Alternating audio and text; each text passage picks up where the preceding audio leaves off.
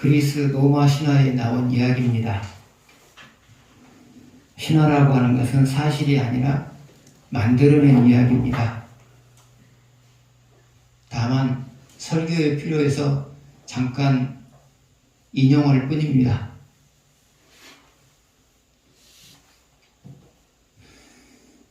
제우스가 판도라에게 예쁘고 작은 상자를 하나 주었어요.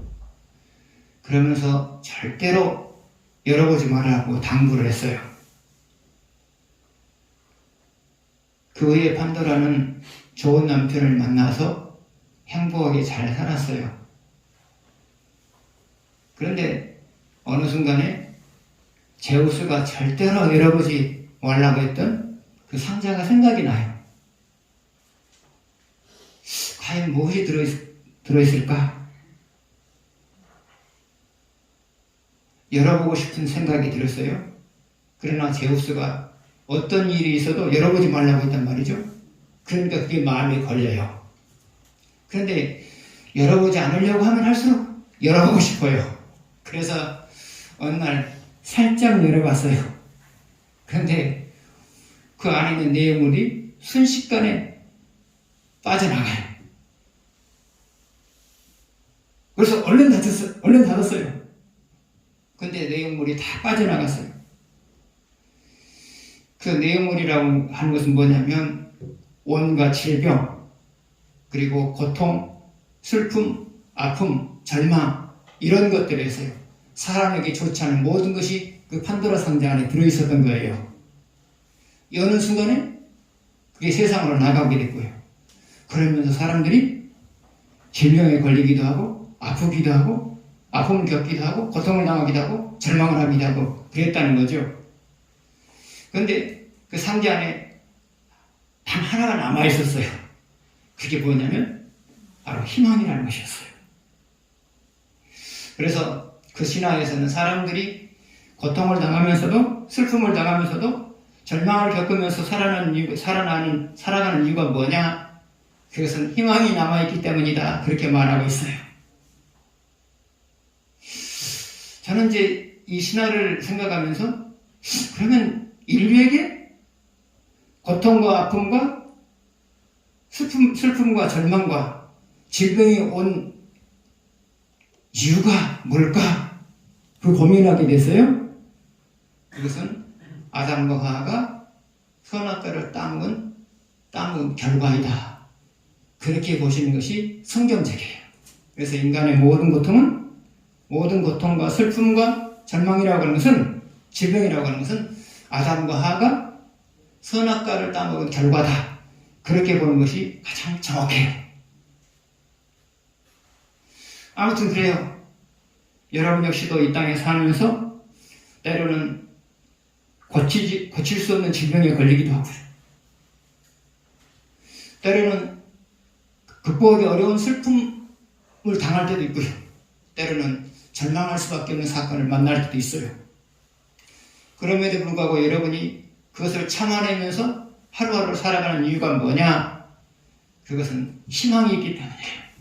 희망이 있기 때문이에요. 그럼 그 희망이라고 하는 것은 뭐냐? 내가 섬기는 내 하나님이 적당한 때에 내 인생의 문제를 해결해 주실 것이라는 그 희망 말입니다. 그 희망.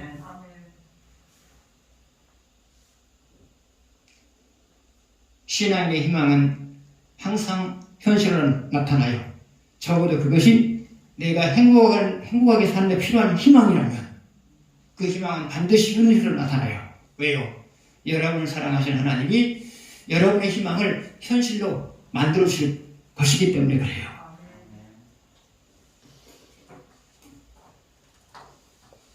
첫 번째 문제로 오시겠습니다. 아합은 부인 이세벨에게 엘리야가 바알 선지자들을 어떻게 죽였는지에 대해서 자세히 설명한다. 그 결과 이세벨은 엘리야를 죽이려 한다. 엘리야는 이를 알고 도망간다. 그리고 노뎀나무 아래에서 앉아서 하나님께 데려가 달라고 부탁을 한다. 그 이유는 무엇일까? 1절에서 4절같이 번갈아가면서 읽겠습니다. 아합이 엘리야가 행한 모든 일과 그가 어떻게 모든 선지자를 칼로 죽였는지를 이세벨에게 말하니 이세벨이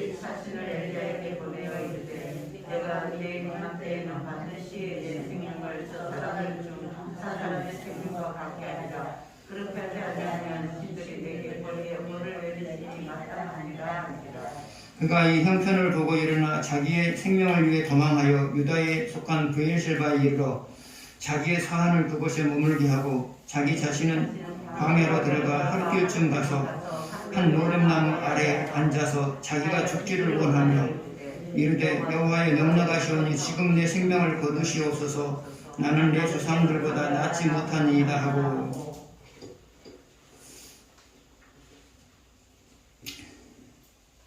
이세벨이 엘리야를 죽이려고 해요. 그러자 엘리야가 살아남기 위해서 브엘셀바로 도망가요. 그리고 노뎀나무 아래에서 하나님 나 좀 데려가십시오. 그렇게 부탁을 하고 있어요. 하나님 나 더 이상 이 세상 살기가 싫습니다.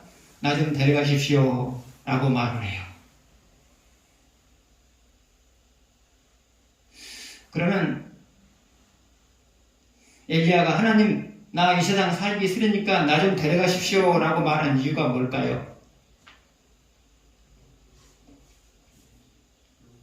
하나님의 일을 하다가 지쳐버렸어요. 하나님의 일을 하다가 지쳐버렸어요. 지쳐버린 이유가 뭐냐? 하나님이 시키신 대로 계속했지만 그가 원하는 결과가 안 나타나요. 그러면 엘리야가 원하는 결과는 무엇이었느냐? 바로 아합과 이세벨이 회개하고 하나님을 섬기는 일이었어요.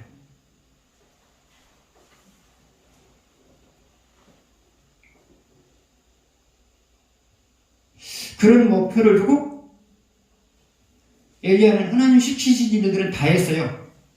자, 하나님 시키신 일이 무엇이었죠? 3년 동안 이스라엘에 기근이 있을 것이다. 그 말을 하라고 했죠. 근데 그 말은 바로 이스라엘을 저주하는 것이잖아요. 그 말을 하기가 쉽지가 않았어요. 그러나 했어요. 했단 말이죠. 그리고 또 3년이 지나자 이제 비가 내릴 것이라고 말을 했어요. 근데 실제로 비가 내렸죠.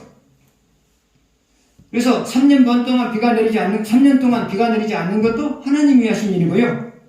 3년 동안 비가 내리지 않다가 갑자기 비가 내리는 것도 하나님이 하신 일이란 말이죠. 이것을 보았다면 아합이나 이세벨이나 하나님의 살아계심을 경험하고 하나님을 섬겨야 했단 말이죠. 그런데 그런 일이 있음에도 불구하고 안 섬겨요. 여러분, 엘리야가 그런 일을 통하여서 가장 기대했던 건 뭘까요? 아합과 이세벨이 하나님의 살아계심을 경험하고 그 경험을 통해서 하나님을 섬기기 시작하는 것, 이것이 엘리야가 기대하는 것 중에 가장 큰 기대였어요. 왜요? 왕이 하나님을 섬기면 백성들은 저절로 하나님을 섬기게 되어 있거든요.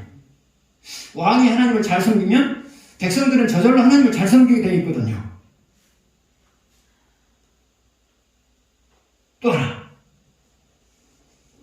갈멜산상에서 450명의 바알 선지자와 엘리야가 대결을 벌이죠.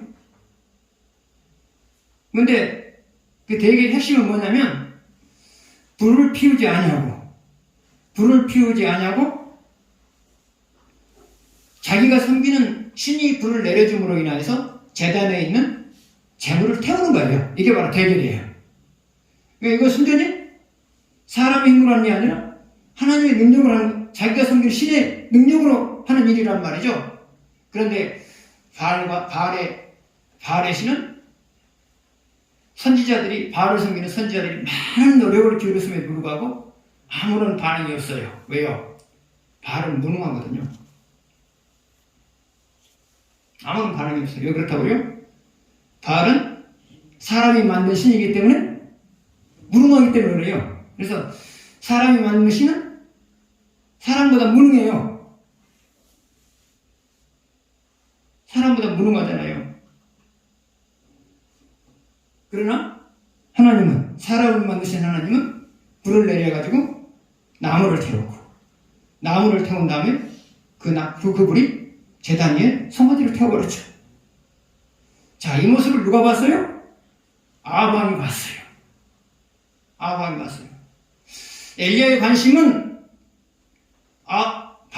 엘리야와의 싸움에서 이기느냐 지느냐 이것보다도 이것을 매개해서 아합 왕이 하나님을 섬기기를 바라는 것, 여기에 초점이 있었단 말이죠. 아마 제가 엘리야라고 할지라도 저의 초점은 거기 있었을 거예요. 이 왕을 회개시켜서 하나님을 섬기게 만든 다음에 이스라엘 사람들로 하여금 하나님을 잘 섬기게 만들어야 되겠다. 제가 그 자리에 있어서도 저도 그런 목적을 가지고 그 일을 해요. 엘리야는 적어도 두 번의 기적을 베풀면서 내심 두 사람이 변해서 두 사람의 변함을 통하여서 이스라엘이 변하기 바라는 그런 마음이 있었단 말이죠. 그런데 노력해도 안 변해요. 안 변하니까 지쳐버린 거예요. 변했으면 힘이 났을 거예요. 근데 안 변한단 말이죠. 안 변하니까 지쳐버린 거예요. 그리고 더 나아가서 앞으로 내가 하나님께서 시키신 일에도 이 사람들은 변할 사람이 아니다. 그렇게 단정해버리니까 이제 일하기 싫은 거예요. 그러나 엘리야가 하나 착각한 것이 있어요. 하나님이 시키신 일은 결과가 없어도 하는 그 자체로 귀한 거예요. 아니, 결과보다도 하는 그 자체가 더 귀한 거예요. 엘리야는 이것을 착각하고 있었어요. 여러분 역시도 마찬가지예요. 하나님을 섬기다가 지쳐버리는 경우가 있어요. 그러면 하나님을 섬기면서 지쳐버리는 경우가 언제 있냐? 첫 번째로, 아무리 노력해도 결과가 없어요. 그 일을 해내고자 아무리 노력해도 결과가 없어요. 목회자들이 지쳐버린 이유가 뭐냐? 아무리 노력해도 교회가 풍요한데요. 목회자만 지치나요? 그럼 성도들도 같이 지치는 거예요. 아무리 교회를 붕시로 노력을 해도 교회가 부흥이 안 되는 거예요. 그러면 목사도 지치고 성도들도 지쳐요. 그러나 여러분, 부흥이 중요한 게 아니고요.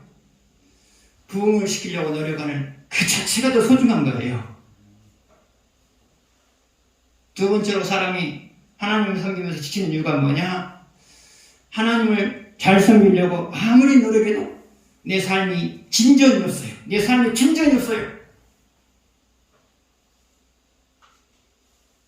그때 지치는 거예요. 그러나 우리는 오해해서는 안 돼요. 우리에게 중요한 것은 하나님을 잘 섬김으로 인하여서 나타나는 결과보다도 하나님을 잘 섬기려고자 노력하는 그 자체가 귀한 거예요. 그런데 또 하나 잊지 말아야 될 것이 있어요. 사람은 심는 대로 거둬요. 지금 결과가 나타나지 않았을 뿐이지 때가 되면 결과는 반드시 나타나게 되어 있어요. 그래서 여러분, 신앙생활 하다가 지칠 때 두 가지를 다 생각하십시오. 결과보다도 하나님을 잘 섬기고자 하는 노력 그 자체가 소중한 것이다. 두 번째, 지금 결과가 나타나지 않아도 언젠가는 반드시 하나님께서 결과가 나타나게 만든다. 이 두 가지를 항상 생각하시기 바랍니다.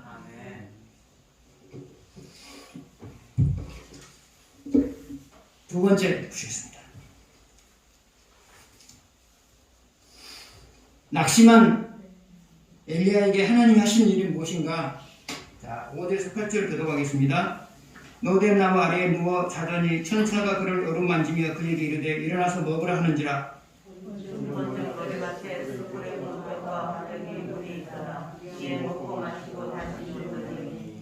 여호와의 천사가 또 다시 와서 어루만지며 이르되 일어나 먹으라. 내가 갈 길을 다 가지 못할 가노라 하는지라. 이에 일어나 먹고 마시고 그 음식물에 힘을 잃지 하여 40주 40야를 가서 하나님의 산 호렙에 이르니라.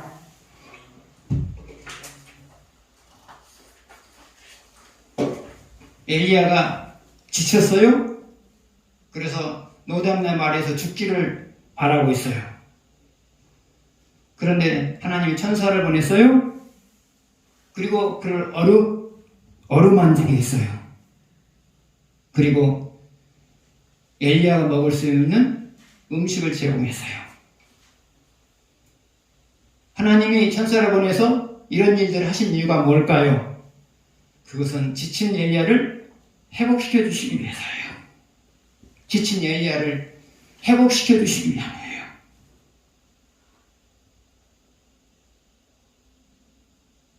여러분 역시도 마찬가지예요.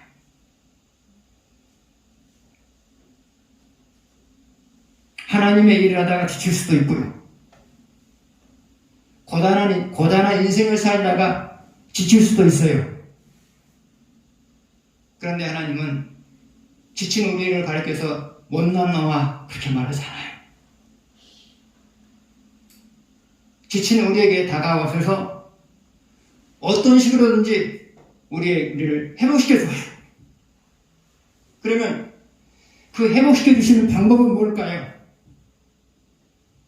그것은 희망을 주는 거예요. 희망을 주는 거예요. 그러면 희망을 주는 방법은 뭘까요? 첫 번째로 희망적인 말씀을 주세요.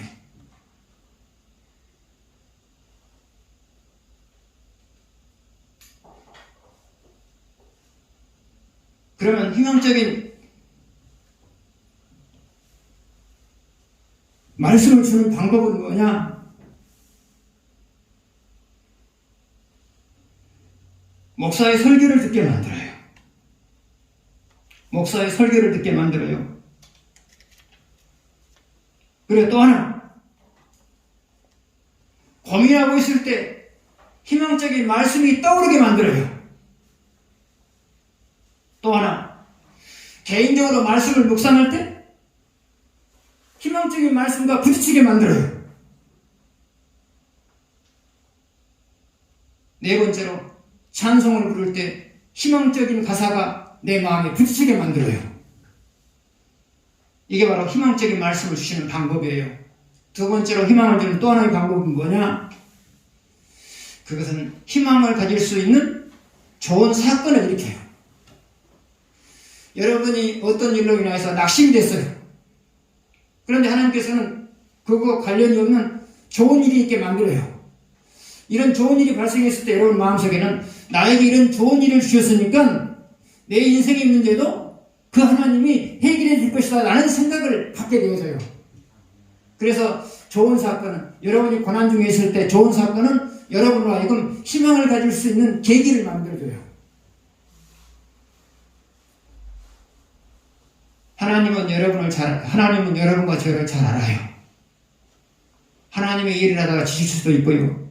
인생을 살아가다가도 지칠 수 있는 그런 존재라는 것을 알아요. 그렇기 때문에 언제라도 다가와서 여러분을 회복시켜 주시는 분이 바로 하나님이세요. 세 번째 보시겠습니다.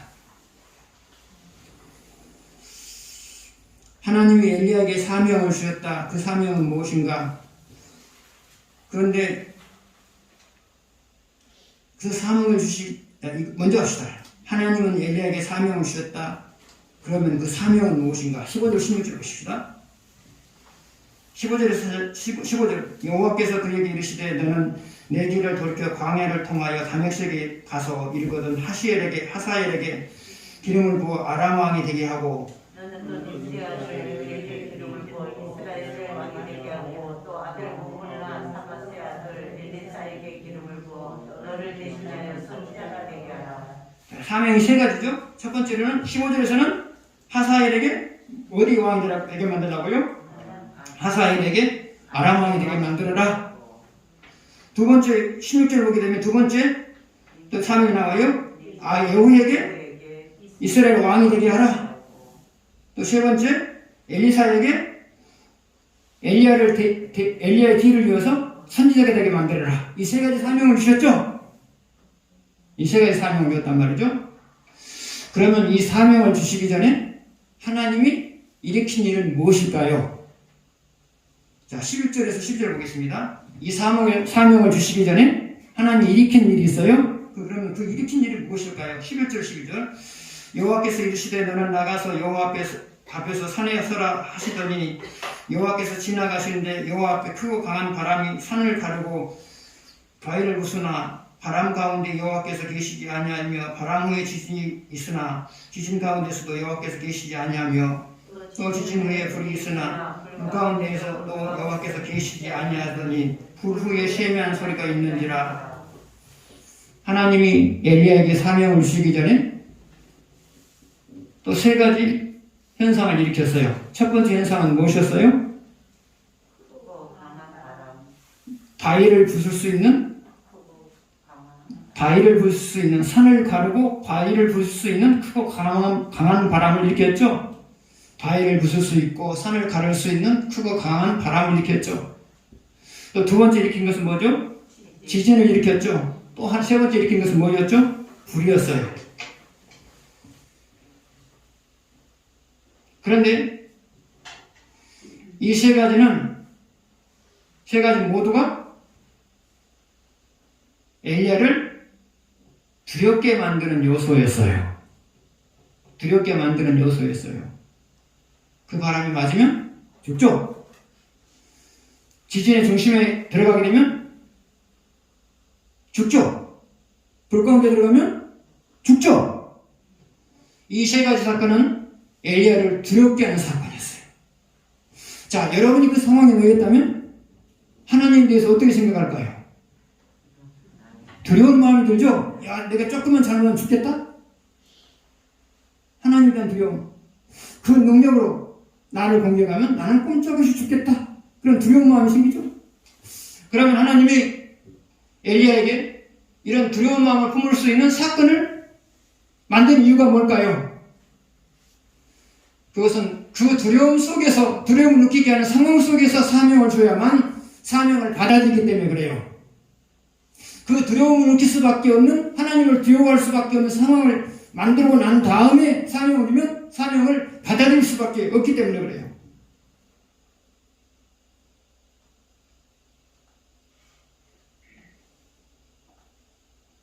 여러분, 엘리야에게 주어진 사명은 쉬운 일이 아니에요.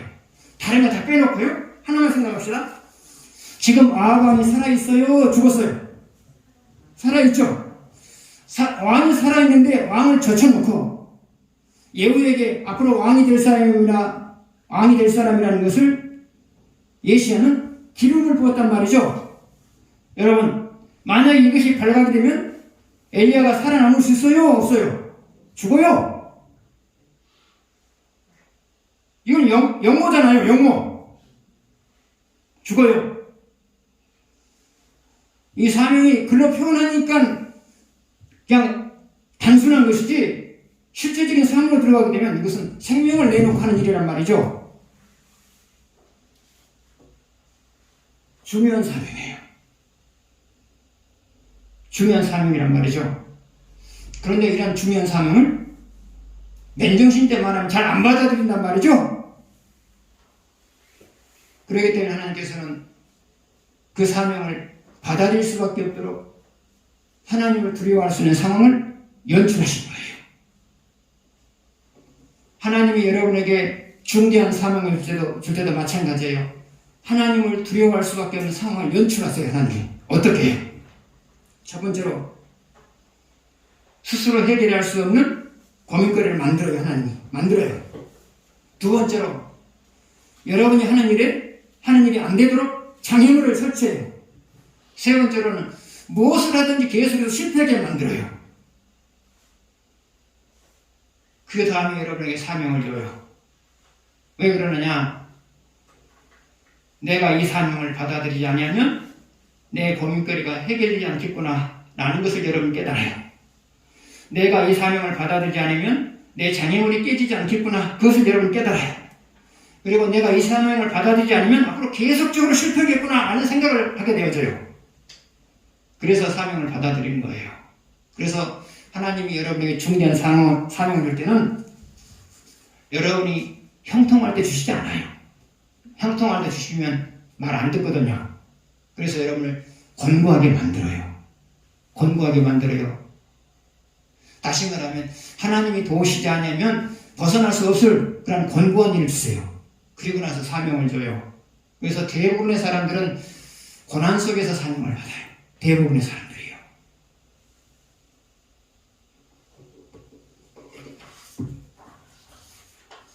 네 번째 보시겠습니다.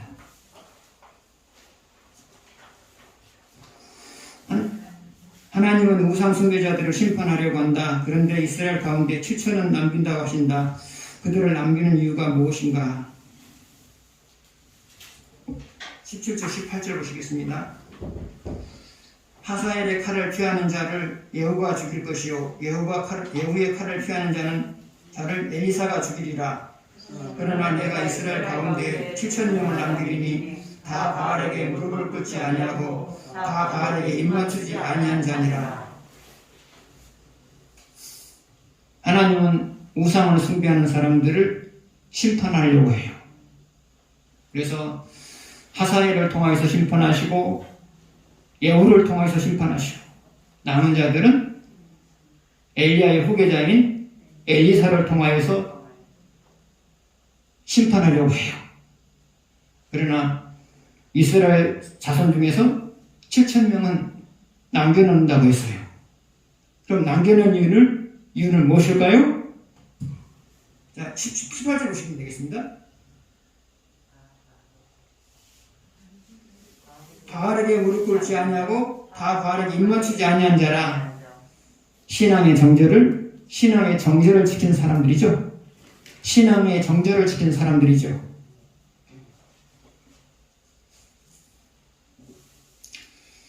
이스라엘 공동체에 하나님의 심판이 임해 있어요. 그러나 신앙의 정절을 지켰던 사람들은 그 심판을 면하게 되죠. 오늘날도 마찬가지예요. 공동체가 타락하면 하나님은 그 공동체를 심판해요. 하나님은 지금 인류라고 하는 공동체를 코로나로 심판하고 있어요. 그것은 인류가 하나님 앞에서 타락이기 때문이에요. 더 좁게 말하면 이 세상 속에 살고 있는 그리스도인 중에서 수많은 사람들이 타락이기 때문에 이 코로나가 왔단 말이죠. 그런데 하나님은 이 가운데서도 신앙의 정절을 지키면서 살아가려고 노력하는 사람들을 주목하세요. 그래서 다른 사람들은 코로나로 심판하지만 이런 사람들에 대해서는 심판을 면하게 하세요. 그리고 이 가운데서도 나름대로 인생을 살아갈 수 있도록 도우세요. 그래서 공동체를 하나님께서 심판한다 할지라도 신앙의 정절을 지키면서 노력하는 그런 사람들에 대해서는 그 심판이 그 사람들에게 임하지 않도록 하세요. 그리고 그 심판으로 해서 해를 입지 않게 만드세요. 그래서 여러분이 어떤 상황에서도 신앙의 정절을 지키면서 살아간다면 어떤 심판이 와도 여러분은 그 심판을 면하게 된다는 사실입니다. 다섯 번째,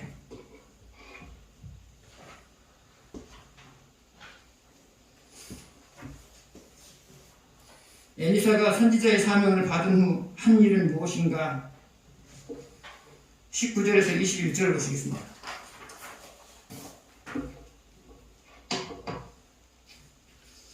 엘리야가 거기서 떠나 사밧의 아들 엘리사를 만나니 그가 12결의소를 앞세우고 밭을 가는데 자기는 12째 결의소와 함께 있더라. 엘리야가 그리로 건너가서 겉옷을 그의 위에 던졌더니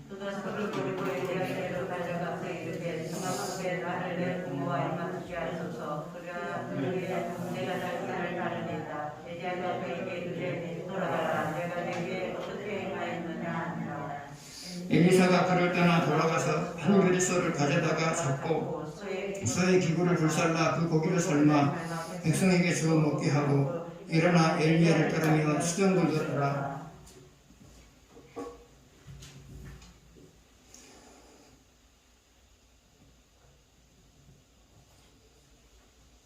자, 19절 뒷부분을 보게 되면, 중간쯤 보게 되면 자기는 엘리사는 12결의소와 함께 있더라. 엘리야가 그리로 건너가서 겉옷을 그의 위에 던졌더니 그랬단 말이죠.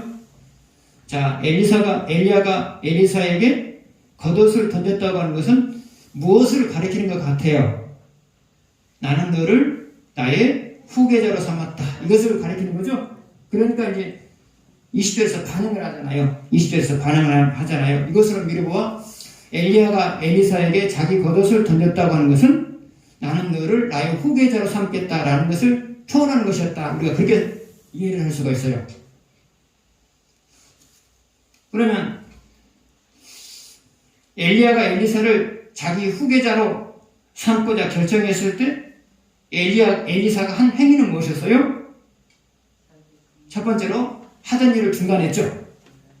하던 일을 중단했잖아요. 하던 일을 중단했어요. 두 번째로 집으로 돌아가서 쟁기 도구를 불태워가지고 소를 삶아서 마을 주민들에게 나눠줬죠. 세 번째로는 부모님에게 작별 인사를 했죠. 이게 바로 엘리사가 사명을 받은 다음에 한 일이에요. 자, 쟁기질 도구를 다 불태웠어요? 또 소를 잡아가지고 삶아가지고 나눠줬어요? 이것은 무엇을 의미해요? 나는 사명을 받았으므로 결단코 뒤돌아보지 않겠다. 이 결단이죠? 나는 사명을 받았으므로 결단코 뒤를 돌아보지 않겠다. 라는 것을 다짐하는 거죠, 이게.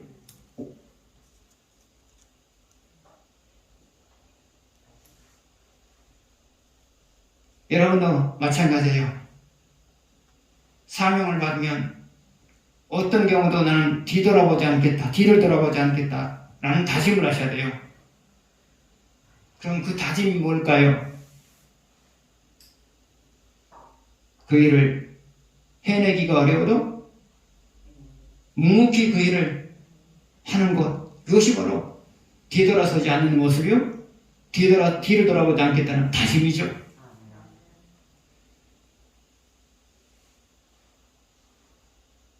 하나님의 일을 하는 사람들이 자꾸 뒤를 돌아봐요. 왜 뒤를 돌아봐요? 그 일을 해내기가 버거운 상황이 주어지니까 뒤를 돌아보는 거죠? 그런데 여러분에게 주어진 사명이 무겁다고 해서 여러분이 뒤를 돌아보면 하나님도 여러분을 바라보지 않고 하나님도 뒤를 돌아봐요.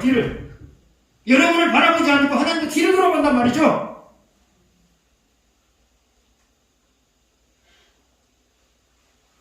그러나 여러분, 맡겨진 사명이 많은 부담을 준다 할지라도 앞만 보면서 나아가게 되면 하나님도 여러분을 계속 바라보고 계세요.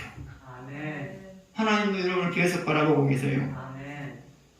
뒤를 돌아보면 하나님도 여러분을 바라보지 않고 뒤를 돌아보는 거고요. 앞만 보면서 계속 향해 나가면 하나님도 여러분을 계속해서 바라보시는 것이고요.